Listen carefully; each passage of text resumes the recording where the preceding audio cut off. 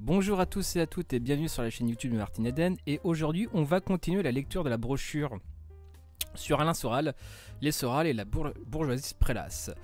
Cette fois-ci, on va parler du passage sur l'antisémitisme, qui est quand même assez central chez Soral quand même. Enfin, Soral quand même, on le sait aussi. Enfin bref, c'est le nom de ses vidéos. Enfin, d'un concept de ses vidéos. Enfin bref. Commençons. L'antisémitisme, ce socialisme des imbéciles est très apprécié d'Alain Soral. Il s'agit là encore de détourner la colère populaire vers des boucs émissaires. Oui, c'est Bebel, je crois, qui disait que le socialisme est le socialisme des imbéciles. Pourquoi le socialisme des imbéciles? Parce qu'en fait, c'est plutôt une spécificité de l'antisémitisme de gauche, au lieu de pointer les structures et les catégories du capitalisme comme la monnaie, l'argent, le travail, la propriété privée, etc. Et ben en fait on s'attaque à la figure du voilà, enfin pas la figure mais on veut dire au capital financier international, apatride, usurier, destructeur de richesses, etc. Et donc voilà, de toute façon là c'est une critique qui est tronquée du capitalisme qui est très répandue aujourd'hui. Si bien qu'en fait la plupart des gens confondent antilibéralisme et anticapitalisme, ce qui n'est pas du tout la même chose. D'ailleurs les plus grands groupes de gauche parlementaire, style France Insoumise en France, Tsipras en Espagne, je crois. Je sais pas dans quel état non, Tsipras c'est en Grèce et en Espagne c'est Podemos, pardon. Excusez-moi. Ouais, je sais pas en Podemos en Espagne ce que ça donne, Tsipras en Grèce, enfin bref, donc le fait est que Tsipras a totalement trahi. Enfin bref, ces groupes, ces structures, ces partis politiques sont plutôt keynésiens. C'est-à-dire qu'ils veulent revenir à un modèle économique des 30 glorieuses, etc.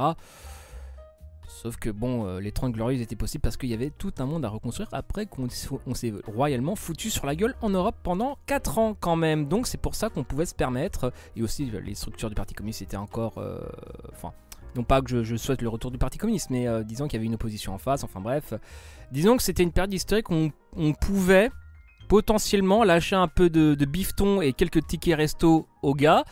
Et maintenant c'est plus le cas. Enfin, maintenant, c'est vraiment plus du tout le cas. Enfin bref. Donc voilà, c'est pour le socialisme des imbéciles, effectivement. Et c'est l'incarnation, effectivement, de ce capitalisme international, usurier, destructeur de richesses, etc. Et bah, c'est le banquier juif, en fait. Et donc, Soral recycle cet antisémitisme de gauche, qu'on va parler aussi sur la chaîne dans un épisode de Simple Basique.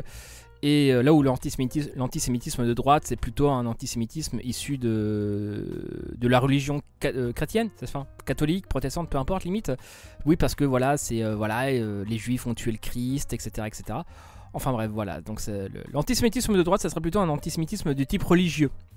Bon, c'est pas pur, mais c'est plutôt la tendance générale.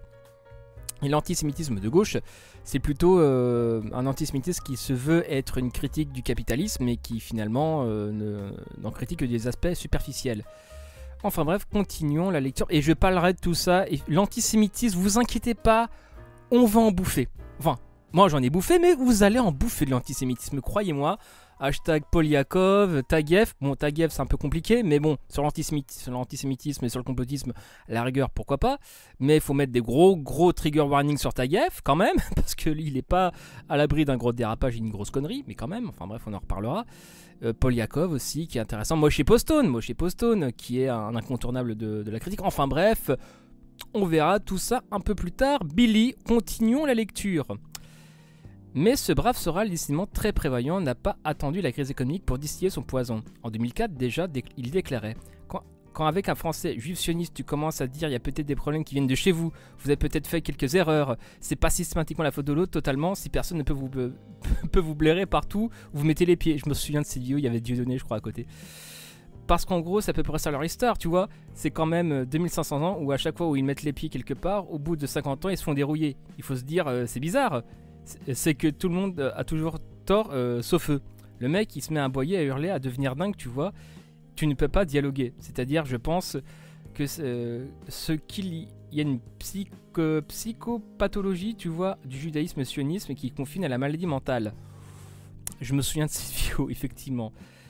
Une fois qu'on a lu Polyakov, l'histoire de l'antisémitisme, tout ça prend sens. Mais bon, avec un peu de culture, d'intelligence, effectivement, on a des réponses assez cohérentes et rationnelles par rapport à un délire, lui, qui est typiquement soralien.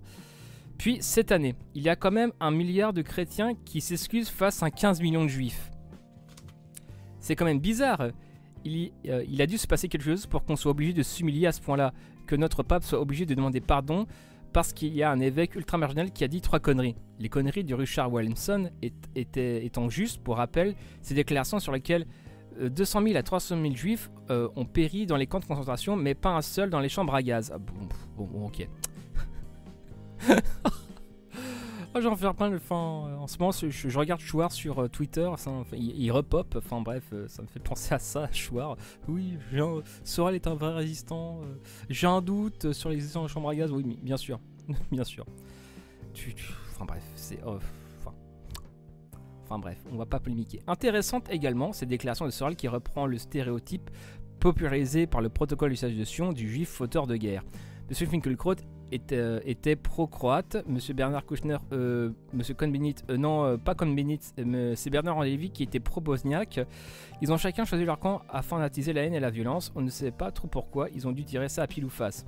Au risque de décevoir Soral et ses groupies, il est important de souligner que l'anéantissement de la République fédérale socialiste de Yougoslavie a des causes multiples et complexes, n'a rien à voir ni avec Finkielkraut ni avec BHL. Pire encore, Finkielkraut et BHL n'aurait jamais existé que cela n'aurait strictement rien changé au sort des peuples des Balkans. Effectivement.